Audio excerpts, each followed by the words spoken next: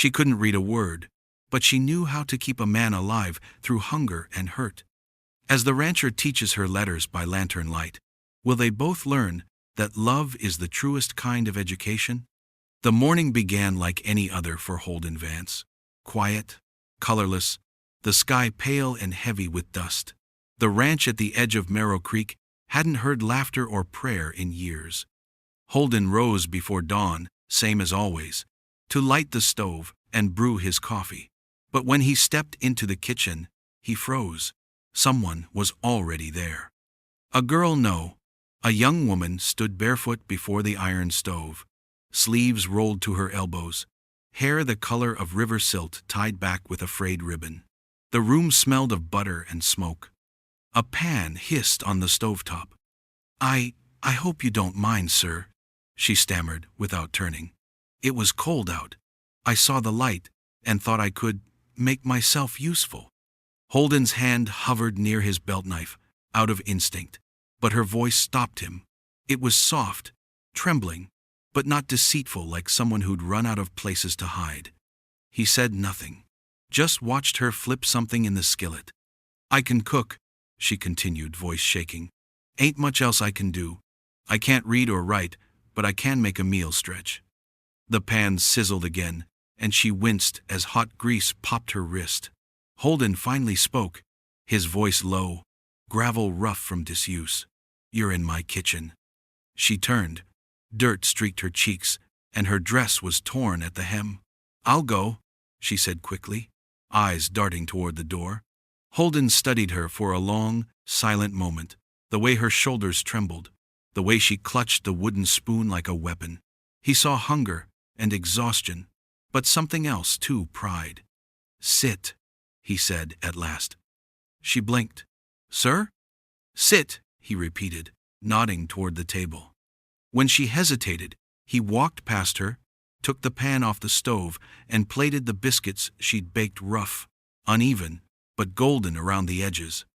The smell made something stir deep in his chest, something he'd buried years ago beside his wife's grave.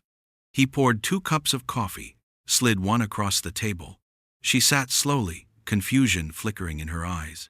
"What's your name?" he asked. "Lena," she said after a pause. "Lena Marrow." He nodded. "You from around here?" She shook her head. "Just passing through. Don't mean trouble." Holden took a bite of biscuit. It was imperfect, but warm, real. "Then don't pass too quickly," he said simply.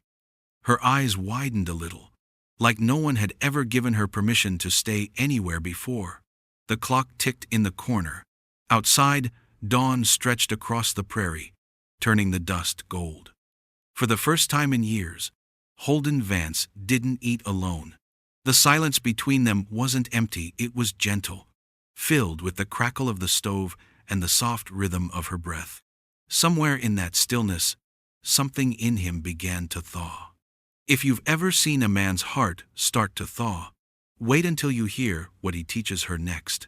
By the time dusk slipped across Marrow Creek, the ranch had settled into a quiet rhythm. Lena's soft footsteps in the kitchen, Holden's boots thudding on the porch as he checked the water troughs. She'd stayed 3 days now, cooking and sweeping without being asked, as if afraid the smallest idleness would earn her the road again. Holden wasn't a man of chatter, but he'd noticed the way she studied the ledgers on his desk while she washed dishes, her lips moving silently over the numbers and letters. One evening, he found her sitting there, the old ranch book open, a crease between her brows. "I just wanted to know what it said," she murmured when she realized he was watching. "I can't make sense of any of it." Holden set down his gloves and came closer. The lamp flickered between them, spilling amber light across the pages.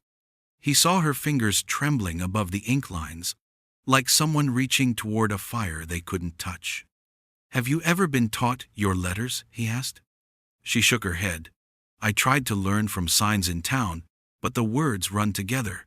My last boss said it wasn't worth the trouble." Holden stared at her a moment longer, then pulled a chair beside hers. "Well," he said, "you're here now. Let's start with your name." Her eyes flicked up, startled. "You'd teach me?" He nodded once. Long as you don't burn my kitchen down. A shy smile broke through her worry. He dipped the pen, wrote Lena across the ledger's margin, slow and deliberate. She leaned close, whispering the shapes under her breath. Her finger traced each one, as though memorizing a secret. Now you, he said. She took the pen awkwardly, like it was heavier than it should be, and scrawled uneven lines that almost formed letters. Her brow furrowed in frustration. It's no good, she said softly. Holden turned the page and pointed to her work. It's better than yesterday. Her head snapped up. You didn't see yesterday. No, he said. But I can tell. That drew a laugh out of her, quick, unguarded, the kind that lit the room more than the lantern did. Holden looked away before she could see what it did to him. Hours passed like that, their shadows swaying together on the wall as the night deepened. By the time the lamp guttered low, Lena could read 4 words. Her name, his, and the words home and bread. She whispered them over and over as if they were magic spells. Holden listened quietly, his arms crossed, a small ache stirring behind his ribs. When she finally looked up, her eyes shone with something fierce and bright. I'll learn more tomorrow, she said. Holden nodded. We'll see. He blew out the lamp, but the light didn't leave the room. It lingered, warm and steady, in the quiet space between them. Morning sunlight spilled across the kitchen table, catching on the dust motes that floated lazily through the air. Lena was up before Holden, apron already dusted in flour, her hair tied high to keep it from falling into the bowl. She hummed softly to herself, a tune she half remembered from somewhere far away. She wanted to do something right, properly this time, something that might make him proud. The biscuits in the oven were supposed to be perfect, light and golden, like the ones she'd seen in the cookbooks stacked on the shelf. But when she opened the iron door, smoke poured out like a curse. Dang it, she cried, waving her hands through the haze. Holden stepped into the doorway, arms crossed, eyes squinting through the smoke. You trying to kill us both before breakfast? She froze, mortified, clutching the blackened pan to her chest. I'm sorry, sir. The apology broke in her throat. Her shoulders sagged as she stared down at the biscuits, their edges burned and bitter. Guess I ruined it. Should have known better than to think I could bake properly. Holden didn't answer right away. He crossed the room, slow and steady, took the tray from her hands, and set it on the table. The air still smelled of char, but beneath it was the faint sweetness of butter and effort. He pulled out a chair and sat, picking up one of the darkened biscuits like it was a treasure instead of a mistake. He took a bite, crunching loudly, and then another. Lena's eyes widened. You don't have to. Still the best I've had in years, he said, dead serious. She blinked, unsure whether to believe him. Then, without warning, laughter slipped out, a real breathy laugh that filled the space between them. She covered her mouth, startled by the sound of her own joy. Holden looked up at her and felt something shift inside him. He hadn't heard laughter in this kitchen since his wife, Mabel, used to hum as she washed dishes. For a moment, it was like the years had folded in on themselves, and warmth had come back to the house. Lena wiped at her eyes, still giggling. You're a terrible liar, Mr. Vance. He almost smiled, almost. Maybe, but you'll get it right next time. She nodded, determined. Then I'll keep trying. The rest of the morning passed in an easy rhythm, Lena mixing dough for another batch, while Holden mended the loose window hinge. Outside, the wind rustled the tall grass, and for the first time, it didn't sound so lonely. When the second tray came out of the oven, the biscuits were soft and golden, the smell of warmth and butter filling the room. Holden took one bite, nodded once, and said, Now that's breakfast. Lena smiled quietly, pride flickering in her eyes. It wasn't just the biscuits she'd fixed. It was something deeper, something that had long been broken between the walls of that house. The days grew warmer along the edge of Marrow Creek. the air thick with the scent of lilac and dust. Lena had begun hanging the laundry out back, her skirts swaying with the wind, the rhythm of the ranch settling into her bones.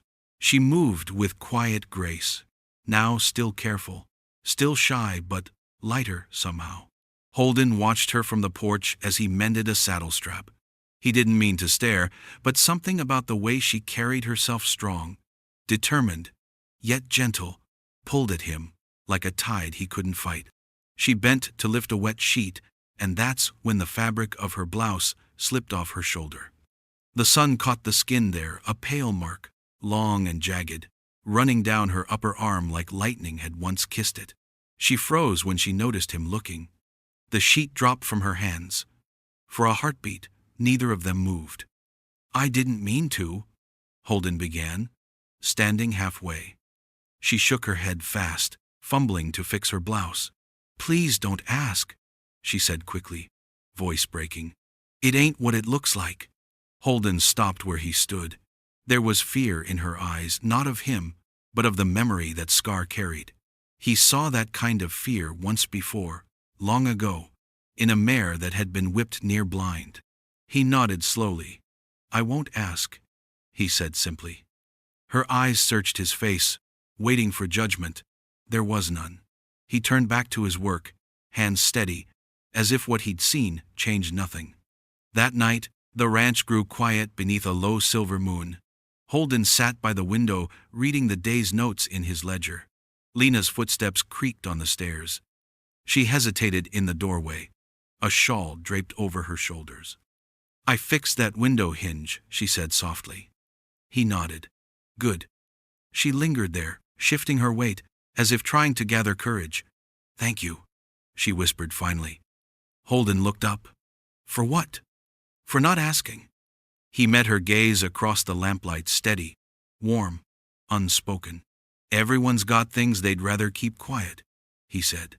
"I got mine too." For a long while, they just stood there, the silence between them not heavy, but kind. Then she stepped closer to the fire, letting the warmth touch her hands. He noticed the faint tremor in her fingers, the way her jaw clenched as though fighting old ghosts. He wanted to say something that would take the weight off her, but the right words didn't come. So instead, he reached for the folded shawl draped over the chair beside him. "Here," he said. "Nights get cold here. You'll want this." She hesitated, then took it gently, fingers brushing his. A small, wordless understanding passed between them, trust. Fragile but real. Outside, the prairie wind sighed against the windows, and somewhere in the distance, a coyote howled. Inside, for the first time in years, Holden felt the ranch breathe again. The evenings had grown softer around Marrow Creek, the air rich with the smell of sage and warm earth. Holden had fallen into the habit of lighting the lantern early, partly for her lessons, partly because the light made the old ranch house feel less hollow. Lena sat at the kitchen table, shoulders bent over a scrap of paper, her tongue pressed against her lip as she shaped letters with careful, trembling strokes. Every so often, she'd glance up at Holden, as if checking whether he was watching. He was quietly, from the stove, where coffee brewed, slow and steady. "You make your E backward again," he said, voice rough but gentle. She sighed, rubbing it out with the heel of her hand. "You'd think I'd get it right by now."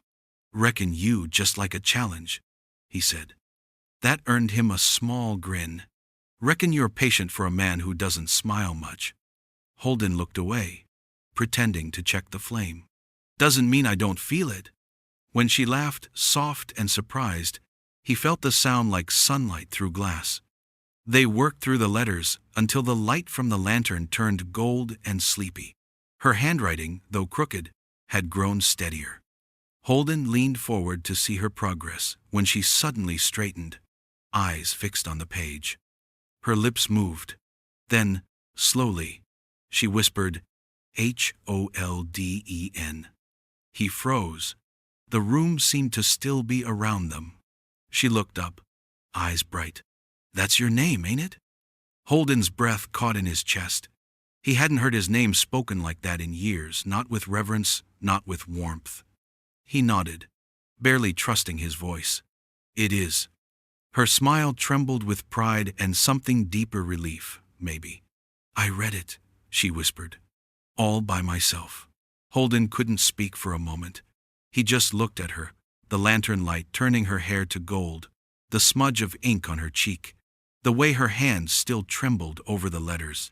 You did, he said finally. You sure did. Lena glanced toward the old Bible sitting on the mantel, his wife's, its pages worn thin. Think I could try something harder? She asked. He hesitated, then nodded. She opened the book, tracing the faded print with her fingertip until she found a short verse. Her voice quivered as she read it aloud, word by halting word. Love beareth all things. When she finished, the silence that followed was sacred. Holden turned away quickly, pretending to stir his coffee, though his hands were shaking. Lena shut the book softly, her voice no louder than the wind. I hope I read it right. He looked back at her then, eyes shadowed but full. You did, he said, better than most. For a long while, neither spoke. The lantern flickered, the fire hummed low, and the space between them felt changed, filled not with lessons, but with something that couldn't be written down. Outside, the prairie was still, holding its breath with them. The storm rolled in just after sundown, sudden and fierce, shaking the shutters against the walls of Holden's ranch house. The air turned heavy, charged with the kind of electricity that carried both danger and memory. Rain lashed the windows in silver sheets as the lanterns flickered. Holden moved through the room, shutting the doors tight, checking the hearth. He'd seen storms like this before. One, long ago, had taken everything he'd loved. Lightning had struck the north pasture, and by dawn, half the barn and his wife Mabel were gone. So when thunder cracked this time, deep and cruel, something inside him stiffened. He glanced around. Lena? No answer. Only the groan of wind. He grabbed his coat and pushed out the door, the rain slicing across his face. The stable loomed ahead, dark against the flashes of light. Inside, the horses stamped nervously, their eyes wide and rolling. In the far corner, beneath a blanket, he found her knees drawn to her chest, shaking. Hey, he said softly, crouching beside her. You're all right now. She looked up, soaked and trembling, eyes wide as thunder rattled the rafters. I can't stand it, she whispered. Storms. Her voice broke. I've seen too much bad come from storms. Holden took a slow breath, brushing rain from his brow. You're not the only one, he murmured. She blinked, confused. You? He nodded. Lost my wife in one. Fire took the barn before I could get to her. Every storm since. I hear her screamin' before I even close my eyes. Lena's breath caught.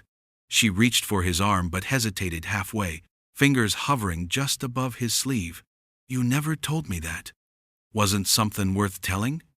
Lightning split the sky outside, and she flinched. Holden instinctively pulled her close, not out of gallantry, but instinct, the simple human kind. She buried her face against his shoulder, her small frame trembling against the steady beat of his heart. It wasn't just the storm that hurt me, she said quietly, after a long silence. That scar you saw, it wasn't an accident. A man I worked for, he'd raise his belt when I couldn't read the recipes right. Said a girl that dumb didn't deserve to eat. Holden's hands tightened slightly. He ain't here now, he said, his voice a low promise. She nodded, her breath shaking. I know, but sometimes it still feels like he's right behind me. Holden shifted to face her fully, the firelight from the lantern casting warmth across her tear-streaked face. Then look at me, he said. Ain't nobody touching you again. Not while I'm standing. Her eyes lifted, meeting his vulnerable, searching. Why are you so kind to me, Holden? He paused, jaw tightening. 'Cause I wish someone had been kind to me when I needed it. For a long moment, the thunder softened, as if even the storm bowed out of respect. Lena exhaled slowly, then began to hum a broken, trembling tune that wove through the rain until the horses quieted. Holden sat beside her, shoulders brushing, both of them staring into the small, flickering flame. When she finished, he whispered, "That's a good song." "It's the only one I know," she said. "Keeps me from being afraid." "Then keep singing," he murmured. "I'll listen." And as the night raged outside, the two of them stayed there silent, warm, alive, bound by the storm that no longer scared them. The morning after the storm broke clear and cold.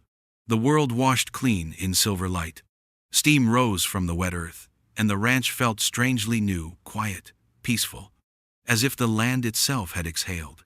Holden and Lena worked side by side, mending a fence post by the southern field, their hands moving in a quiet rhythm. Every now and then, their eyes met briefly, like two people afraid of saying too much. Then, just as the sun began to climb, the stillness broke. Hoofbeats, slow, deliberate. A single rider approached from the east trail, his long coat dark and his hat brim low over his eyes.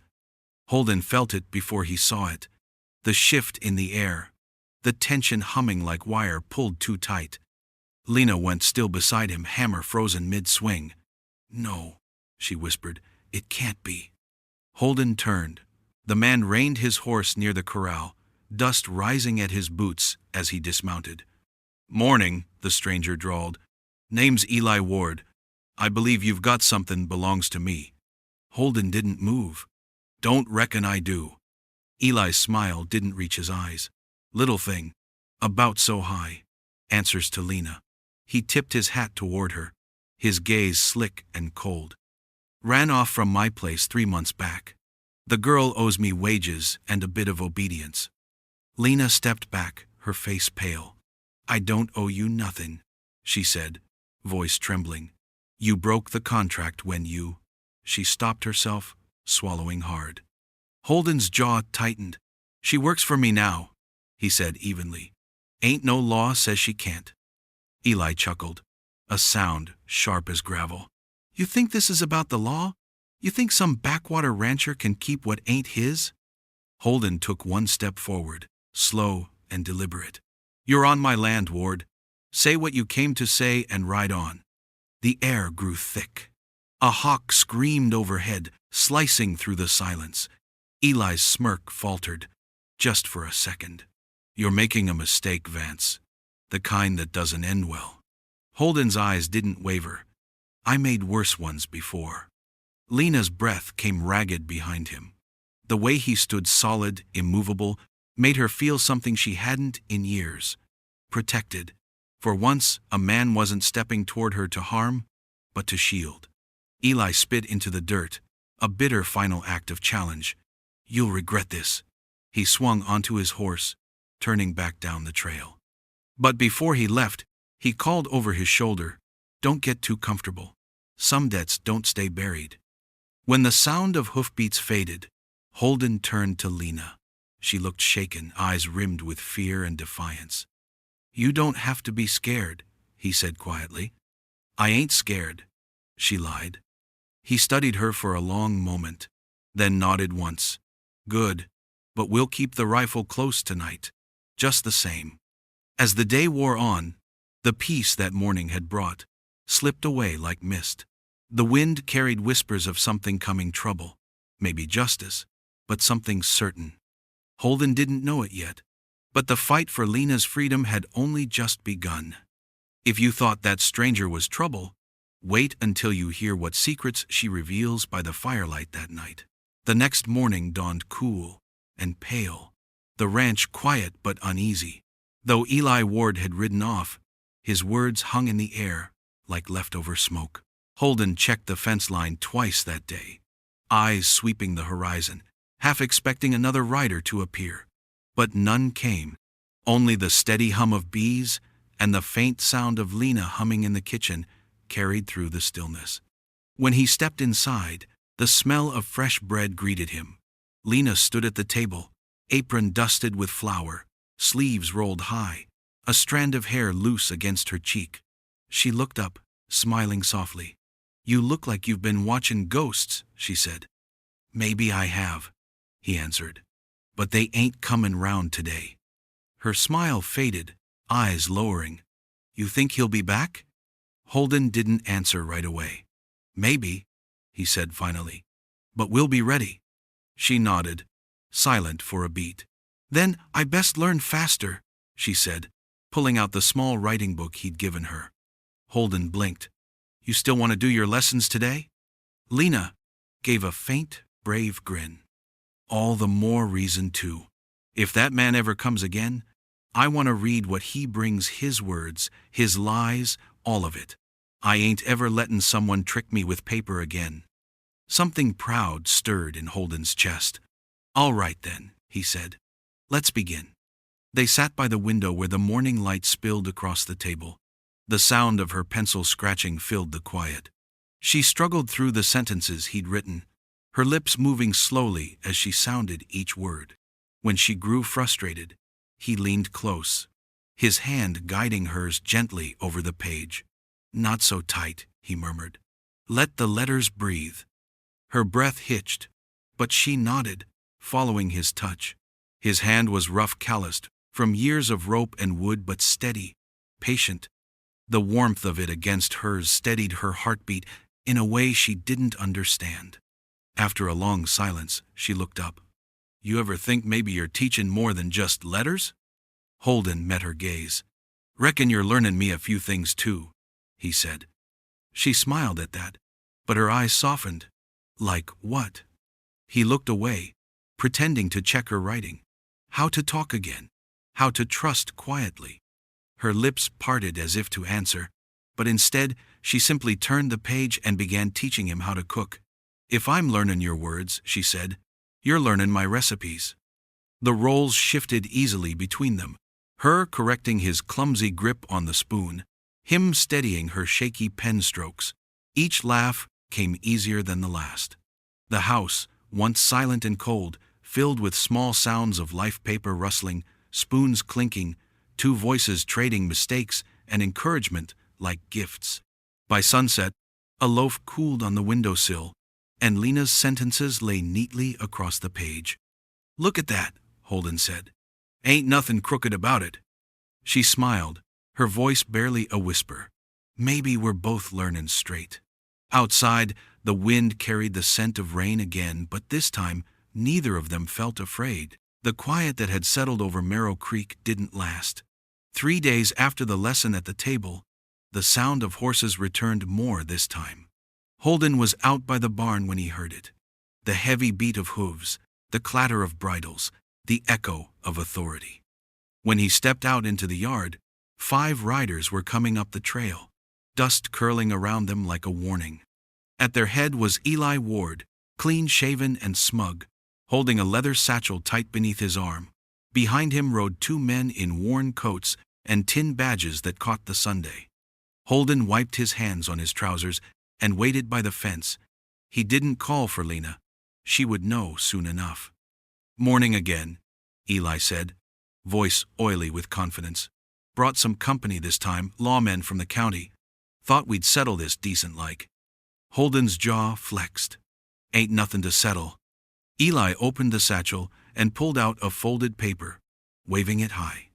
This here says different. Contract signed by Miss Lena Marrow, 3-year indenture. She left before the term was up. That makes her a runaway. You harbor her, that's theft.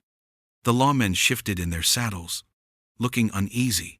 One said, Mr. Vance, if that's true, the girl's bound by agreement. We can't turn a blind eye. Before Holden could answer, the door to the house creaked open. Lena stepped out, hair pulled back, eyes steady though her hands trembled. She wore no shawl this time, no hiding. You don't have to do this, Holden murmured. Yes, I do. She walked toward them, stopping just short of the fence. Eli's smirk widened. There she is. Thought you'd be smarter than this girl. Lena lifted her chin. You said I signed a contract. Show me. Eli tossed the paper toward her. The wind caught it, flapping it across the fence. She picked it up, squinting at the looping black script. Her fingers tightened on the page. Then, slowly, carefully, she began to read. Lena Marrow agrees to serve. Eli Ward. Until debt is repaid. Her voice shook at first, then grew stronger. Failure to comply will result in. She stopped, jaw set. Holden saw it then, the fire behind her fear. The girl who once couldn't read a single word now stood tall, reading her own chains aloud. That signature ain't mine, she said, thrusting the paper toward the lawman. I couldn't even spell my name back then. He made his cook write it for me. The officers exchanged glances. One took the paper, brow furrowing. That's your handwriting, Ward? Eli's smirk faltered. She's lying. Lena's voice cracked, but she didn't flinch. I learned to read your lies. And with that, she tore the paper clean in half, the sound sharp as a gunshot. For a long moment no one spoke. Then Holden stepped forward, his voice low and final. You best leave my land. Eli stared at them both, hate burning in his eyes. But the lawmen turned their horses first. One nodded toward Lena. Seems fair to me. When they rode off, Eli's curse carried on the wind, but he didn't come back. Not that day. Holden looked at Lena. She was breathing hard, tears streaking her dust-stained face. You did that, he said softly. All on your own. She nodded, voice trembling.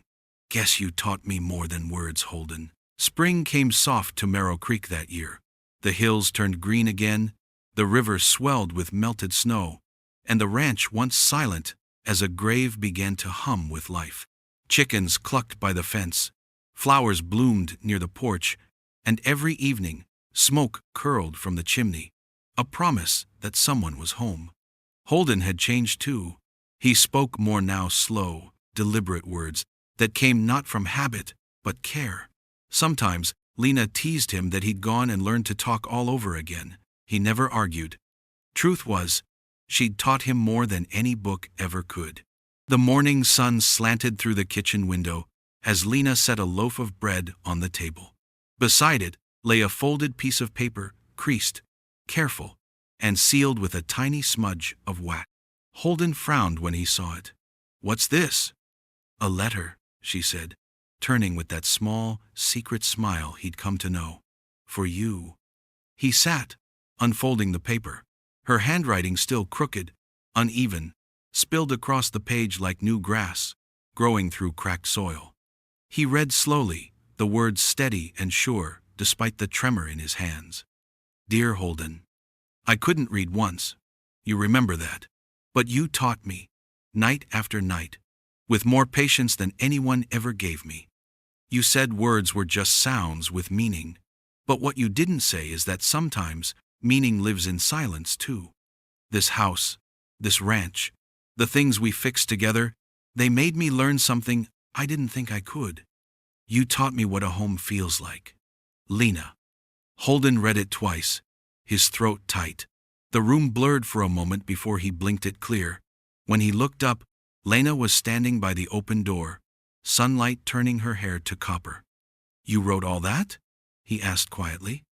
She nodded. Didn't even need your help this time. He folded the paper carefully, like something sacred, and rose from his chair. You got more courage than most men I've known, Lena Marrow. She laughed softly. Reckon you had a hand in that. For a long moment, they stood in the doorway, the prairie stretching wide before them, green, endless, alive. The wind moved through the grass like the whisper of all they'd survived. Holden reached for her hand, rough palm closing over her smaller one. Never thought I'd say this, he murmured, but I'm grateful for that day you burned my breakfast. She grinned. Best mistake I ever made. He took a slow breath, stepped closer, and before words could crowd the space between them, he kissed her softly, steady, like punctuation at the end of a long sentence, finally finished. Outside, the wind carried the scent of wildflowers. Inside, the old clock ticked like a heartbeat, steady and alive. Lena rested her forehead against his chest, voice no louder than a prayer. Guess we both learned something, didn't we? Holden smiled into her hair. Reckon we did. And under that same lantern light where letters once stumbled into words, two hearts finally found their meaning. If you thought love was learned here, you won't believe the next story, where a ranch hand's promise under the stars changes everything.